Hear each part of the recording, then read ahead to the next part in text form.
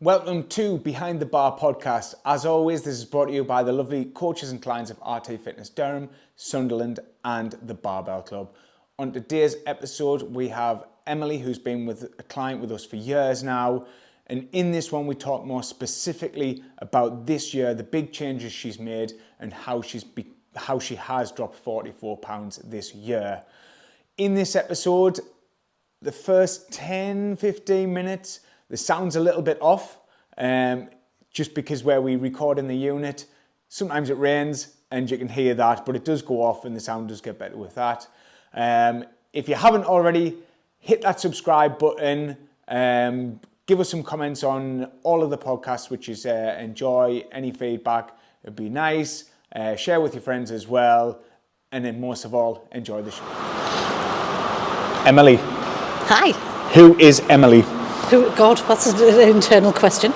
So more like you're working, your life's just so when people know your journey, they understand like sort of your work-life balance type thing. Oh, right, okay. So I'm a self-employed mortgage and protection broker. Yeah. Wife and mum to like two lovely babes who are not very baby anymore. Dog mum. Mm-hmm. All-round useless person in the kitchen. Right. Except for cake. Yeah. Which you are good at. Pretty much it, really, for me. What's the best cake you make? Oh, that's a toss-up. I make a really good carrot cake. Maple and pecan, I like that one. I've tried that one. Yeah, nice. Chocolate Guinness cake, if you've never had that one. I haven't had that one. Oh, no. Right. Best chocolate cake in the world, by far. Perfect. So what you working? Is it like a 9 to 5 type? Well, it used to be. I mean, when I worked for the bank, that was like 9 to 5 every weekend. Every other weekend. It's a lot more flexible now that I'm kind of my own boss. Yeah. Because I'm kind of nice to work for. Yeah. So mostly 10 till my brain stops functioning, which is usually somewhere between 2 and 3. Right. Okay. But, I'll go home and then I'm on email. Yeah. And that'll go on until 9, 10 o'clock at night. Do you prefer that than working for someone? Oh, God, yeah, because it's on my own time scale. And, if I don't want to get into something complicated, I've got the choice. I can just, I'll come back to you on that tomorrow, Yeah. So it's much better. Brilliant. Right then. So what's your fitness earliest background? Oh God! I'm talking like, what did you do as a kid? What were you an active kid? Not really initially. I did quite a bit of gymnastics as a young teen, and kind of ran as far as I really wanted to run with that. I think it's fair to say, and then I quit that and basically did very little else for a long time. And then I would sort of dip into certain So you're talking from leaving school or just like... Oh no, it was early teens. Right, okay, so it was whilst in school as well, I was very asthmatic, so a lot of the traditional sports were never any good for me. Right. So like the track and field, rounders, netball, hockey, was quite sporadic. I just didn't have the lung capacity for it. Right. So I would say about 18-ish, 17-ish, 18-ish, I kind of looked into weights. Right. Would you believe? Yeah, so, full circle. Full circle. And then I kind of dropped off it a bit and went back to it and dropped off it. And then I got with my husband, who was very big into it. Right. He was a monster. Yeah. Right. Huge. 53-inch bloody chest. His arm was bigger than my waist kind of size. Yeah. He was just enormous. Just for people, how tall is he? He's about 6'5", 6'6". Yeah. He's not my 5'8" and 50-inch chest. He made Arnie look small. Right, okay. Yeah. He was a very, very, very big guy. Then, as they do, the little cherubs will themselves into existence. Yeah. He was training ridiculous. It was like Monday nights, Wednesday nights, Thursday nights, Friday nights. Saturday was karate and Sunday was bag work. Right. And that doesn't give a good balance at home. Yeah. So that kind of went, and then we basically did nothing while the kids were young. Right. Until, I did like a little bit. I think it was about 2010. I think I did a little bit, and then went back to weights again. And then when my mum died... oh, sorry. No, you're right. I was going to say, when my mum died, we kind of...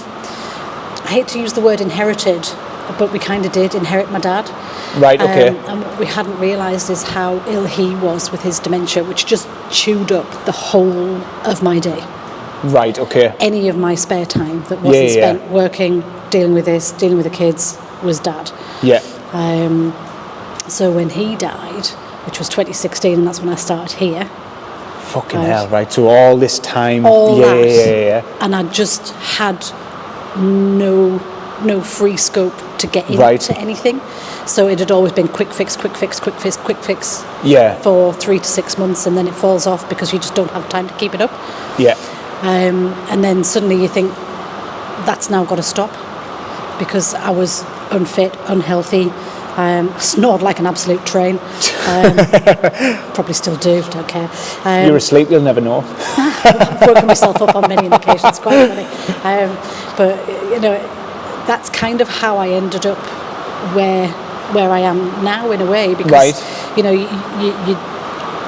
you start at the very bottom, or you fall into this sort of peak and trough kind of mentality with your fitness, don't you? So you go all hell for leather, and then it's like fucking down here, and then it's like, and the older you get, the harder that is to make that work.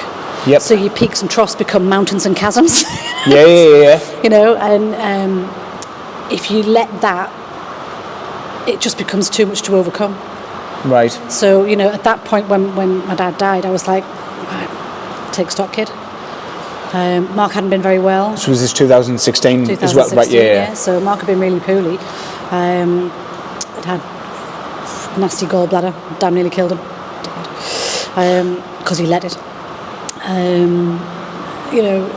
It was just an all-round horrible time. And then you think, I don't want to go through that again. Yeah. So when I just made the change and decided to come here, I wasn't looking for a quick fix anymore. Right. It was an absolute lifestyle change. Yeah. And I haven't missed a session since. Yeah. Well, I have, but... Yeah. But you haven't... you've always been consistently here. Mm-hmm. Like... Yeah, I mean, I can't remember a week where I haven't seen you. When I haven't... Well, if I've been away or, something like that, then, fair enough. But I try and do something while I'm away. Yeah. So I'm not sitting on my ass all the time. Perfect. So how old were you when you started here then? Sorry, 44. Sorry for jumping that one in there. I was 44. Sweet. But you're not 50 yet? I am 50. Oh, you are 50. When did that happen? That happened in June, darling. I must have said happy birthday. You did say happy birthday. Right. And I probably said, when was your birthday? Fucking hell, man. Hey, Ross. So it was going to be, when did you start? But that's 2016. And then I was going to ask why. Well, there you are, so now you know. But now that's good. But so it's quite a long time, so 44. Mm-hmm. So what was, like, I know you dipped in and out, but when was it, so how big of a gap was it when you were like really like into it, or was there never, or has it been 244 when you really, it was I had a good year, I think, probably when I was about 40. Right. I'd tried to do something similar, actually. Right, okay. But too much going on, so everything else was getting in the way. The kids are the wrong ages, parents, work. Nothing was coming together for that, to allow me the space and time to do that at that point in time. Yeah. But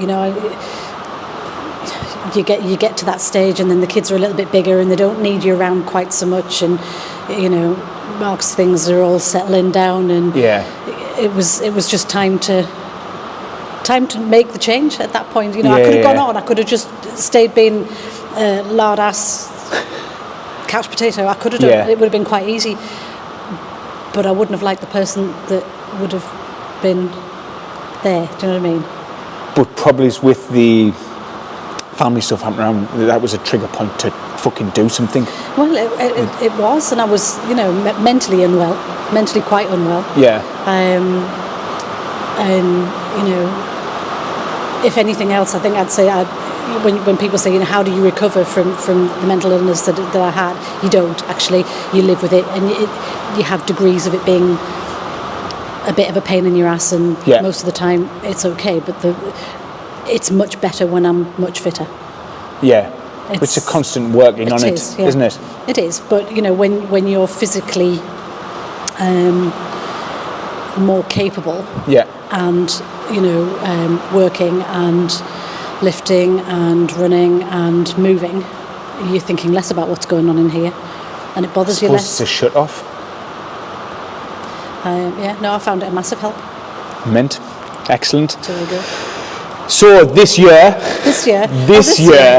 was a big one. Yes. Okay, because as we have already discovered, I was 50 this year. So here's something else that you should know. When my husband turned 50, because he's 10 years older than me, right, okay, he was diagnosed diabetic. Right. And he's been miserable ever since. Right. Yeah. So, when you have one of those little moments in your life and you think, I'm going to be 50 this year. Yeah. I'm going to be fucking 50 this year. And, I was actually physically still quite fit and active. Yeah. Because of, 4 sessions here a week. Yeah. But you're also fighting your hormones as well a lot more. Right. So I'm trying to put this into a kind of context for people who aren't female. Because you will just... This is where Sarah needs to jump in, doesn't she? Men don't get this right. Yeah, we don't. No, because we don't. Just we never don't will. Have it in the same way. But female hormones, they're freaky at the best of times. Right. And it affects every woman in a different way. So Sarah's journey will be very different from mine. Yeah. My journey is very different from my sister's, and we're quite alike. Yeah. So from that point of view, you look at it and think, right, there's peaks and troughs and mountains and chasms are coming back in here again. And everything takes more effort because you're older. Yeah. Your hormones are regulating your body composition in a different way. It's trying to do something else. Yeah. It's like come on, baby making machine, come on. And then, yes, no. And you know what I mean? It's like you're constantly having that inner battle with yourself, that chemical battle with yourself.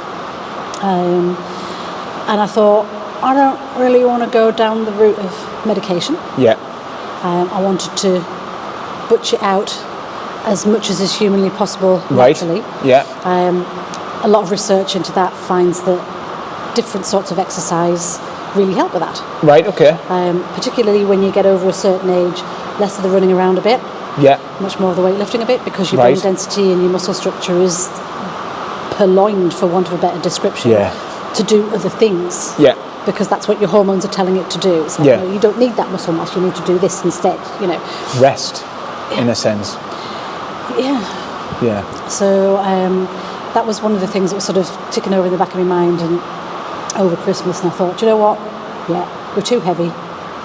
We're on it. Yeah. So that's what we did. January the 1st, set the date.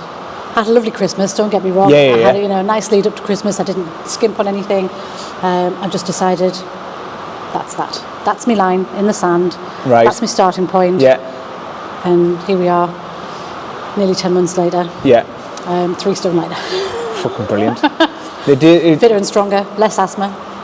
It is, because I said to you the other day, I was going to ask what the switch was, because you've been here since 2016, did you say? Mm-hmm. Yeah, 2016.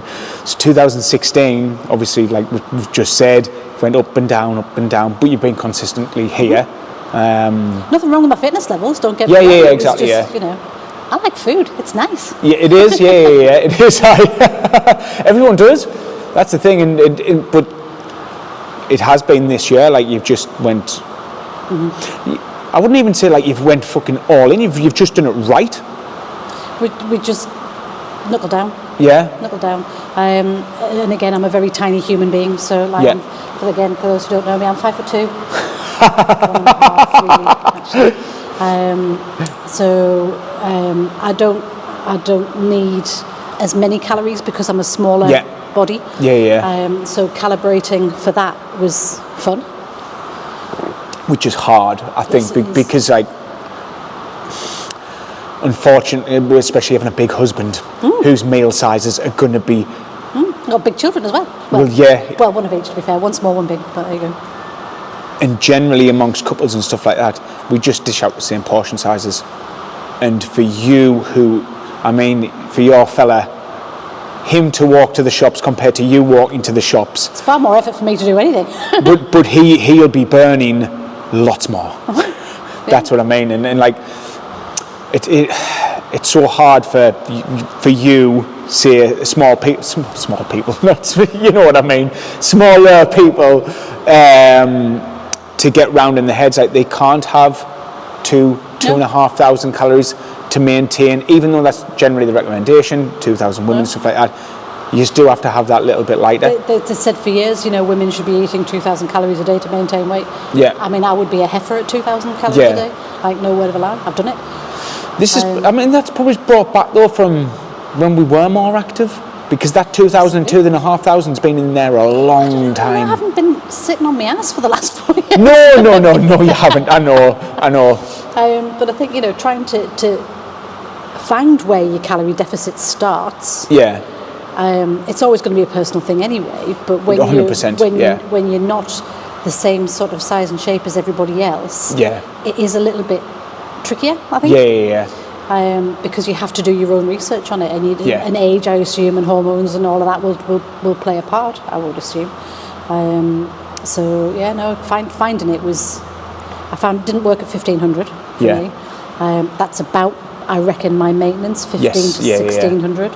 We're going to find that out very soon. Yeah, and would we say that's in with your average, say, 10,000 steps type movement? 10 to 12 is normal for me a day. Yeah.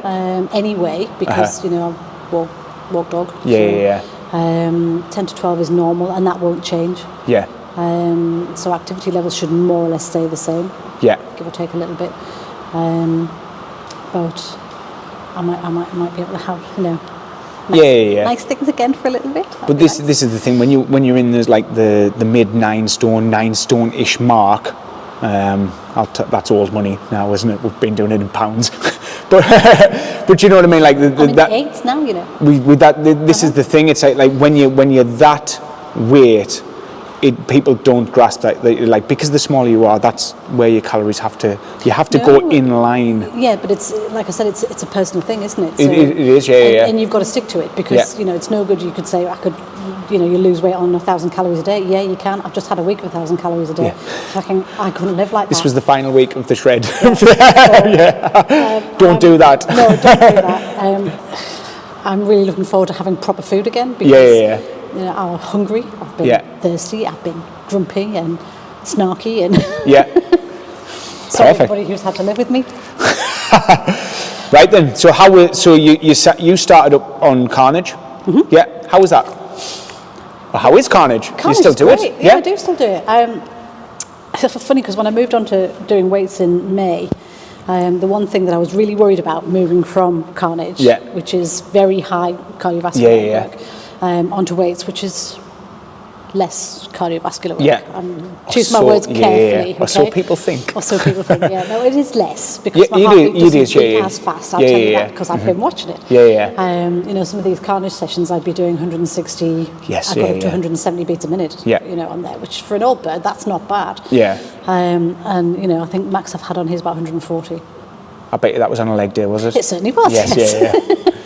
But, so Carnage, it is fantastic for overall fitness, and to get you moving and get you used to moving, because when you go from sitting on your ass 24/7 pretty much, you find that there are things that you just can't do.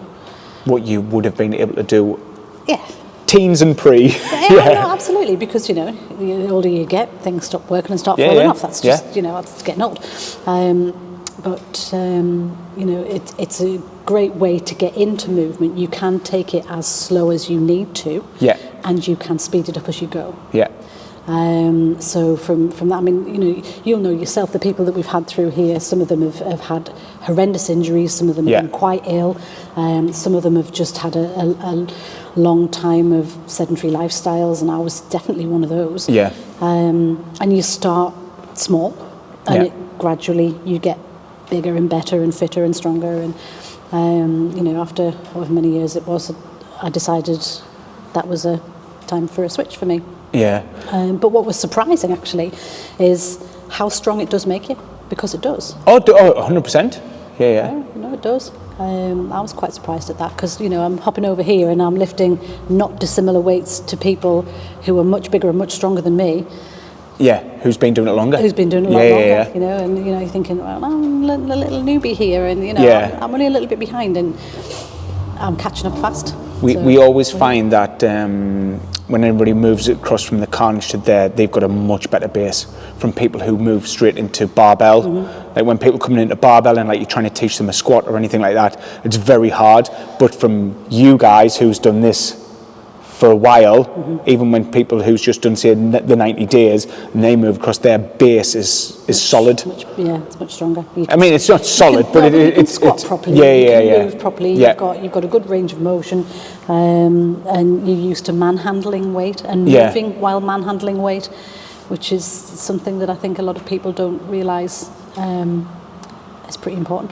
I think, like from what you've said there, the movement, I think that's probably the main component coming into here, because at the end of the day, when you're in your office jobs, sat all day, this ends up being your body shape. I mean, you see people who've never moved before in their life, and the arse is as flat as the chair because they turn into a chair shape.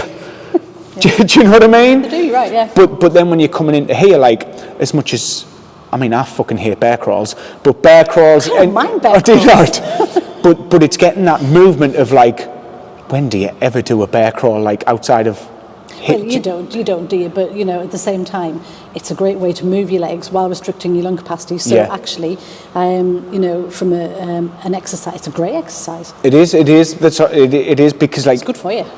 Like the moving up and down, like the turf and the prowler, everything, the pushing, the pulling, it gives people that strong base, especially from nothing.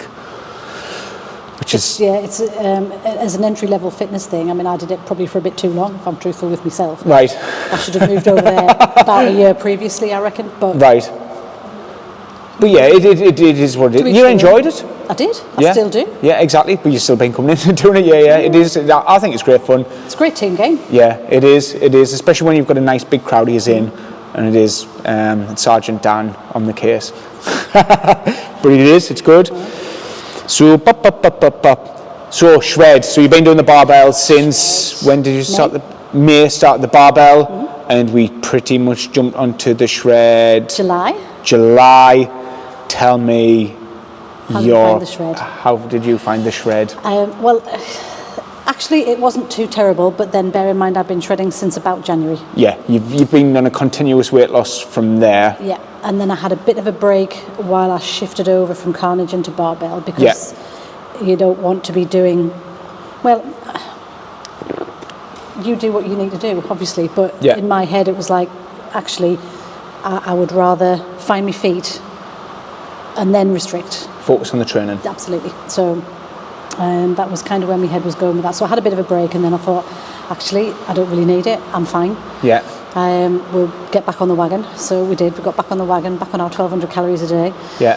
And that's where we've been up to that point. But, food-wise, I haven't really missed very much. I've made small tweaks. Yeah.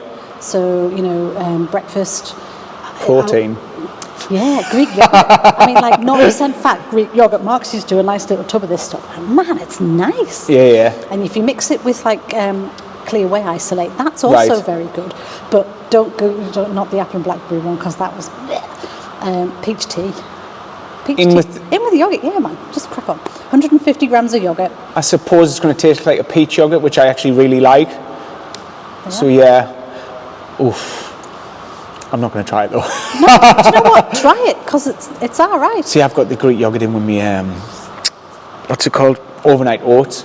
Right. But I'm scared to put a shake in that as well? Because I think it might mess the taste up because I've got it It down. doesn't. You have to mix it well though. Right, okay. Okay, and if your yogurt is thick, that is more difficult. So the sloopier yogurt, the 0% Right. sloopy yogurt, Right. is better. I have discovered.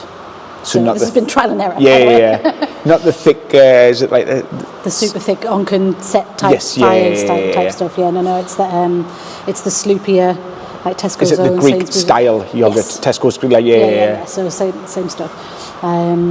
But if you put like 20 or 25 grams of one scoop, basically, in your yogurt, and then mix it up proper nice, that's like less than 200 calories for your breakfast, right? I was going to say, is that your breakfast? And that is my breakfast. Right. And that's every day since January, pretty much. And I've had chia seeds, I've had nuts in with that. I've tried Right. all sorts. I've tried it with a bit of maple syrup. When you get to the point of yogurt, you're like, "Meh, I can't eat another spoon of yogurt." Put a bit of maple syrup in it, you know. Bit sweetener. I've tried all of that. Actually, the peach tea works really well, so that's fine.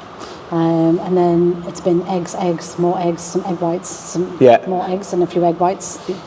Odd, and I do stress the word odd, single slice of toast. But mostly eggs for lunch. Sweet. And you know, just generally very high protein, but very low fat and carb. Yeah. Which is easy for us as a household because my husband's diabetic, so we don't eat a lot of carb anyway. Yeah. He doesn't eat things like normal rice or pasta or stuff like that. So this is going to make the whole world gag when I say cauliflower rice. Do you know what? It's all right. Yeah. It is. I don't like it. I've tried. Don't treat it as a substitute. Yeah. For rice. Rice, because it isn't. But it doesn't mean that it's not nice to have with your meal, because you can have it in with like sloopy stuff, like you make a spag ball, but you don't have the spag. You just cauliflower rice. It's all right. I've tried it before. It just stinks me out of fart. It does. Do you not think it does? Like, Well, that's maybe a you thing. Right, okay. Because I used to put in blend it, microwave bowl, a little bit butter, heat it up, and the whole house used to stink. No, I don't find that. Do you not? Mm-hmm. Well, it might just be me then. So I mean, what was this? So with the shred, I mean, today was the photos. Today was photos. How was that? Do you know? Actually, it was really dreading it because I'm one of life's natural introverts, and I don't mix well with others doing this kind of thing. Right. Okay. I don't take a good photo for a start, and I don't really enjoy it. Right. So this was the of all the things that you could fear on a 12-week shred. Like most people, it'd be like the food. It would be the restriction. No, it's the photos. Yeah. So no, that was fun. But no, do you know what? It's been good. Yeah. I have enjoyed it, far more than I thought I would. Yeah. But, no, it was easy to do actually in the end, which I didn't expect that it would be. Of all the things that I expected it to be, easy wasn't it. Right. Yeah. So I did have some little words of guidance from Katie B. She said, "Just don't worry about it. It'll be fine. It'll be absolutely fine. Don't worry." Katie got into it, didn't she? Yeah, Katie got into it, so she was good. Like, and she's quite a quiet lass in a sense. But she did. She got into it. Her and Melissa got into it that first time, and she went brilliant on the second one. She was a pro by then for the second one. But I mean, we try to make it as pain-free as possible. You do, you do. And I think, I've been very lucky to have the people on our shred that I've had on our shred that I know actually anyway. Yeah. So that's been a bit of a help, and if we'd needed to have a bit of a whinge with each other, we've had a bit of a whinge with each other, and it's been quite small, really. Yeah. And how's Joe helped on the Saturday sessions? He's an absolute fucking tyrant. You gotta keep running. What? No. Yeah. I can't do it anymore. No. But it has been good. I mean, obviously Luke's guided them, but then when Joe comes in, fucking. Oh, he's on you. But he's a great trainer like that anyway. Yeah. He's always on you. Like, I remember his first day here, right, when he was doing our carnage session, and we were doing tricep dips on a tire or something like that, and I was like, the thing with tricep dips, for those who don't know, you have to sit in a specific place to do your tricep dip. Yeah. Otherwise, it's deeply uncomfortable in places. Oh, on the tyre? Yes. Oh, the nodules? Yes. Yes, all right. Right, so you need to find your ass groove, right? And I'm like fiddling around trying to find my ass groove, and anyway, long story short, he's like, "What are you doing?" I'm like, "I'm just trying to find it. I'm trying to find my place. I'm not supposed to sit on it." Right, okay, fair enough. And then, from those words onwards, for a certain fact, there will be no prisoners here. Yeah. None. Not any. Yeah. He's destroyed those Sunderland people. Right then. Sorry, not sorry. No, but so last thing, I think, Emily. So what advice would you give for someone to live a leaner and healthier lifestyle? Get off your backside and move. Yeah. That's it. Just. But you found something. Yeah. Is that been a key? It's kept me here. Right. It's kept me doing it. Was how it made me feel afterwards, because it's a massive sense of achievement. It really is, to chuck things around that you never thought you'd be able to do. Yeah. It's a massive sense of achievement, which is always going to make you feel good. But don't stay there. It's not tenable. You'll be a miserable human being if you do that. So what about for the people who do go into these peaks and troughs? I'm asking a question on top of a question here. Mm. So what about the people like where because you've kept going? Yeah. That's the thing, because you've seen in here how many people have come in and out through these doors over the years, but you've always like. I found my niche in here. Right. Okay. I found that there were things that I could do, there were things that I couldn't do, but I could find a way around those things, which always used to. I mean, I get quite frustrated with myself. I'm my own worst critic, and having somebody here, and well qualified, knowledgeable, helpful, genuinely nice human being trainers, saying to you, right, okay, if that's a bit of a problem, do this instead. Yeah.